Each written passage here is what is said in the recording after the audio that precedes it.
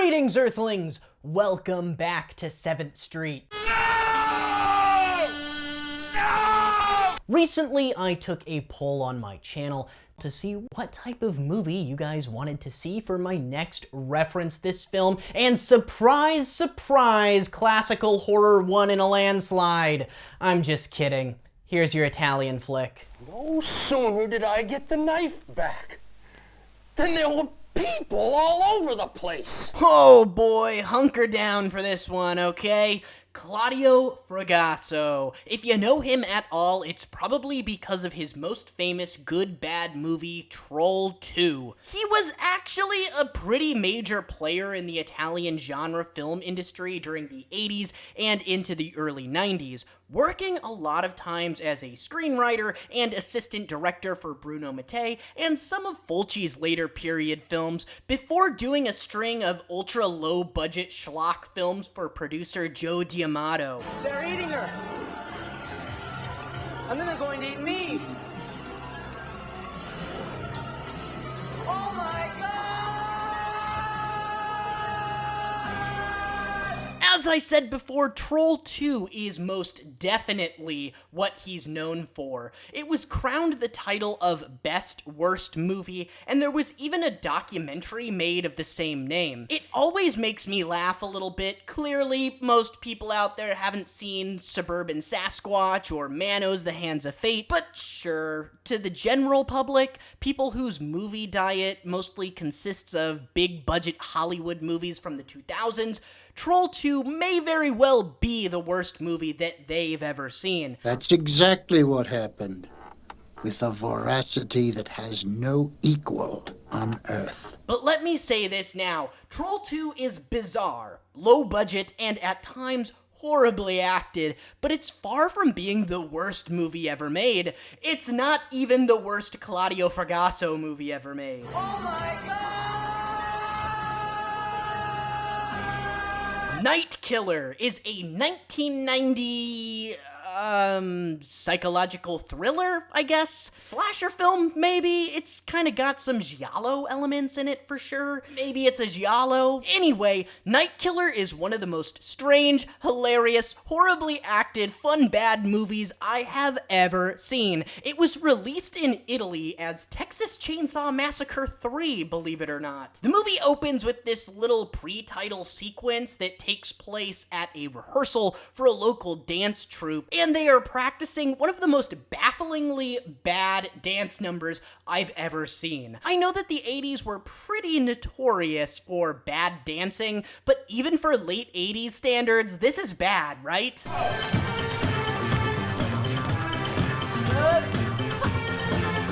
Looking back at it, this scene sets the tone perfectly for what the rest of the movie is going to be like. It's just full of these little bizarre moments that will just make you burst out into uncontrollable laughter. And the rest of this scene doesn't get much better, as it would appear that all of the dialogue in this scene, especially from the dance instructor, seems to be completely improvised. And the rate you're going, Charles, with your head down, I don't know. We might as well. It's never go on. It's. I don't know what to do. Look, I'm really nervous. Okay. Okay. I'm gonna get her, and I'm gonna get her. I'm a little nervous. You have to forgive me. Please, go rehearse this without me. I'm gonna get Elizabeth. So anyway, as this dancer is upstairs in the changing room, the Night Killer, I presume, shows up and punches through her stomach. Yes, now if you liked this method of killing, good news for you, this is how he kills almost every single one of his victims. Obviously, it's just the same dummy set up each time with different clothes, but the effect always looks the same. On a side note, I wonder if that's the same dummy torso that was used in another Fragasso film, After Death. At first first, I was a little bit confused by the mask that the killer is wearing. I wasn't sure if it was actually supposed to be like a monster-like face, but no. The killer just wears this latex Freddy Krueger mask and glove for absolutely no reason. It's about that time that our improv extraordinaire dance instructor wanders in and has her throat slit, which conveniently disappears in the very next shot. And that, ladies and gentlemen, is our pre-title sequence. None of what we just saw has anything to do with the rest of the film. I don't know what to do. The real story begins with our lead protagonist, Melanie Beck, whom, after seeing her daughter off to school with her close family friend Sherman, catches a news story on TV that explains basically what we already know. A masked serial killer is raping and murdering women in the local area. I seem to remember him just punching holes through their chests, but whatever. Soon, Melanie begins to receive a number of threatening phone calls, the first of which is her estranged husband, whose face we never actually see. I tried the other line, but it was always busy. Then you're drunker than usual. Both lines have been free all day. This upsetting phone call then causes Melanie to play with her bare nipples in front of a mirror while showering herself with positive reaffirmation. Our Melanie back. This is you. You have a daughter. You have a marriage on the rocks, and Claudio Fragasso is not a hack, okay? He's a fairly legitimate Italian genre filmmaker from around this period. That being said, I have no idea what the fuck he's going for in this scene. Another phone call then interrupts her self-grope fest, and this time the caller seems to be a little more intimidating and violent toward Melanie. First, I'm going to fuck your brains out. Turns out that our masked killer has been hiding out inside of her house, and then he attacks her. Cut to some time later, and Melanie is now in the hospital. Seems that she managed to escape her attacker alive, but unfortunately due to the psychological trauma she endured, Melanie now suffers from temporary amnesia and can no longer remember the attack itself or the identity of her attacker. So the hospital discharges her to go do whatever she wants as a person who can't remember her identity, I guess. There's this little subplot involving her friend Sherman and his wife taking temporary custody of Melanie's daughter, and then the woman just starts losing her mind and insisting that they are really her parents. It's not really important other than to showcase some amazing overacting. She's not worthy of our daughter, Clarissa. She's a tramp. She's been laid by everything in a 50-mile radius. Including you, Sherman. Annie, that's enough. You're out of your mind. Immediately upon release from the hospital, Melanie is harassed by, I don't know, discount Lance Henriksen, in which he stalks her to a motel and follows her into the public bathroom. Now, I'm just gonna let this scene run because my constant talking will not do this scene justice. you always try to make friends in the ladies' bathroom. It can't happen. Right. Take off your pants. My pants? Uh-huh. And your socks and your shoes. And now, or your career's over. Okay. Okay. Throw them in the toilet. What? Do it! My shirt too, I guess. So she's holding him at gunpoint and forcing him to strip, and for some reason he's got this pastel blue Speedo on. Well, so long, friend. Well, what about my clothes? Just reach in and fish them out. There? Shouldn't be anything new for an asshole like you. You're full of shit yourself. That's not even the funniest part of this scene, man. So, creepy Lance Henriksen walks out of the bathroom after just flushing his clothes in the toilet.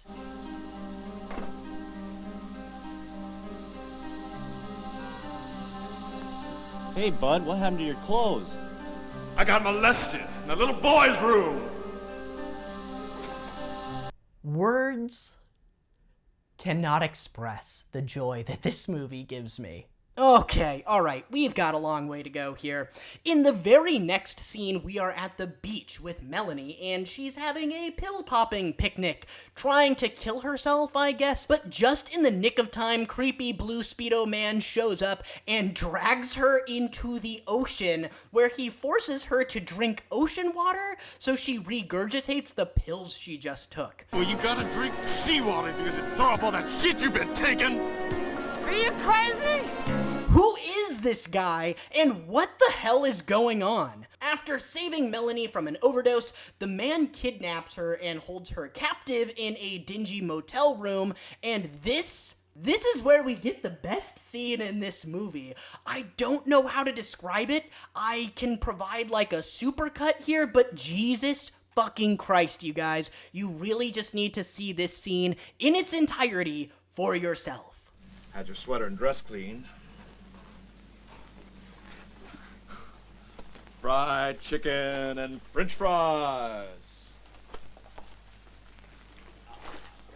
Oh, I almost forgot.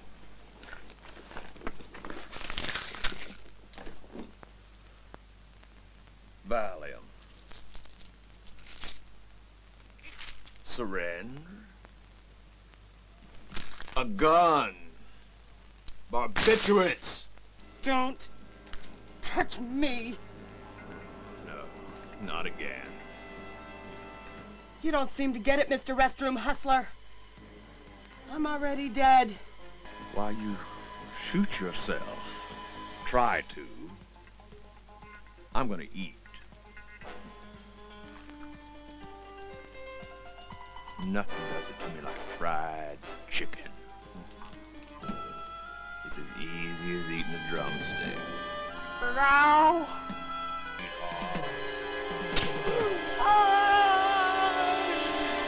Just what are you playing at?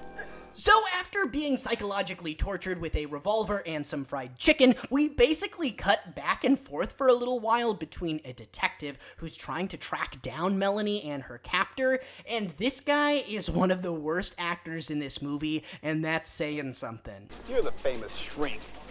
The famous expert who shot off his mouth on TV with all those highfalutin theories. I'm just a cop, man, who wants to do his job. And I do my job with these. And then we cut back to scenes of Melanie attempting to escape, and eventually she does manage to get away when, luckily for her, she comes across her friend Sherman, and he just takes the poor woman back home. Melanie, I'll take you home.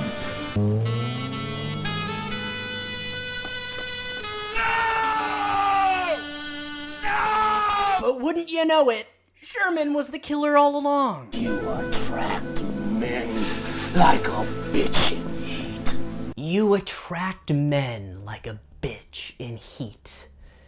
God, it's like Shakespeare, isn't it? Every actor in this movie is dialed up to a freaking 11, and I have no idea why they're all doing this. I mean, in bad movies such as these, you usually have a couple, like a handful of actors who are bad actors delivering horrible dialogue terribly, and they're dialed up to 11. But this movie, man, everybody is doing it that way. Everybody's like completely high on Adderall delivering these horrible lines.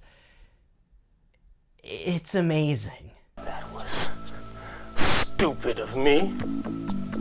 But for you to think that you could get back at me, to think that you could kill me,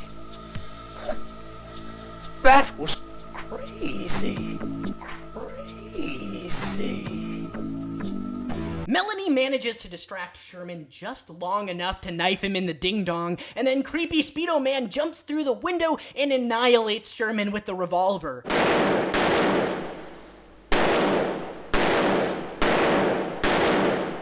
Surprise! Molesty Speedo Man is actually Melanie's estranged husband, and get this, set up the whole kidnapping scheme along with the cops and her doctor in an attempt to restore her memory via more psychological torture. No cussing.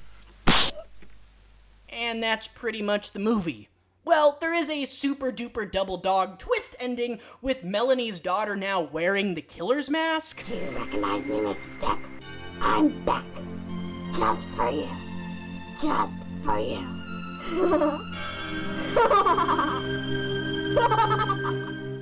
I don't really get this. The mask was just a mask, you know? It didn't actually have anything to do with the overall story, but now it's like cursed, I suppose? By the killer?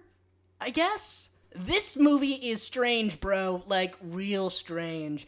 You know, people say these Italian horror films, and Claudio Fragasso films specifically, suffer a lot from translation issues, as Fragasso and his screenwriter wife, Rossella Drudy, have famously stated that they write a script in Italian, and then when they need to translate it into English, they just go to the local library and translate it using the dictionary, instead of hiring someone whose first language is English and, you know, could help them translate more accurately instead of ending up with bizarre and puzzling dialogue like this. Annie, take it from me. The police are groping in the dark. While the translation issue can maybe explain a couple of things about this movie, I find it hard to believe that scenes like Melanie Beck playing with her nips in front of the mirror whilst complimenting herself make sense in any culture. It can't happen. It is also worth noting that the producers did not like Claudio's original cut of this film, and his buddy Bruno Mattei was brought in to shoot some additional kill scenes, like the stomach punching gags are all Bruno's stuff, I guess. Why, grandmother, what a big slung you have. So, that's Night Killer.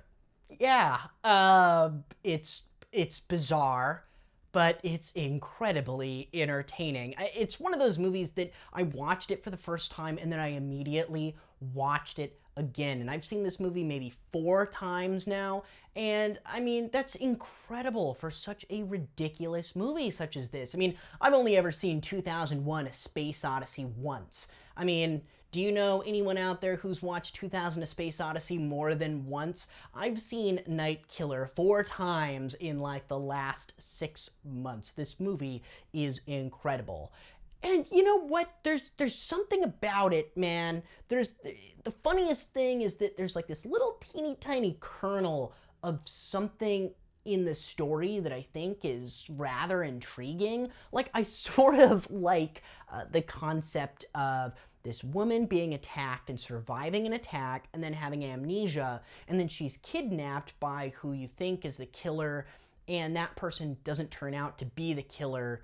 They're like trying to help her regain her memory. It's ridiculous and fantastical and would never happen in real life, but there's something there within that little story that I think is interesting. You know, I think that you could get a movie out of that that's kind of like Lucio Fulci's The Devil's Honey. I think that done right and done in Europe with competent actors, that could be an interesting movie. It's when you add all these other bizarre elements that this movie has, like the stupid latex Freddy Krueger mask and rubbing your boobs in a mirror and molested in the boys' room and horrible actors who are delivering terrible dialogue cranked up to a goddamn 11. But that's what makes this movie so memorable, man. It makes it so enjoyable. So please do yourself a favor, track down this Blu-ray. It was recently released by Severin, and reference this film. Hey, listen here, motherfucker. If you don't let her go right now, I'm gonna make you wish you were never born, man.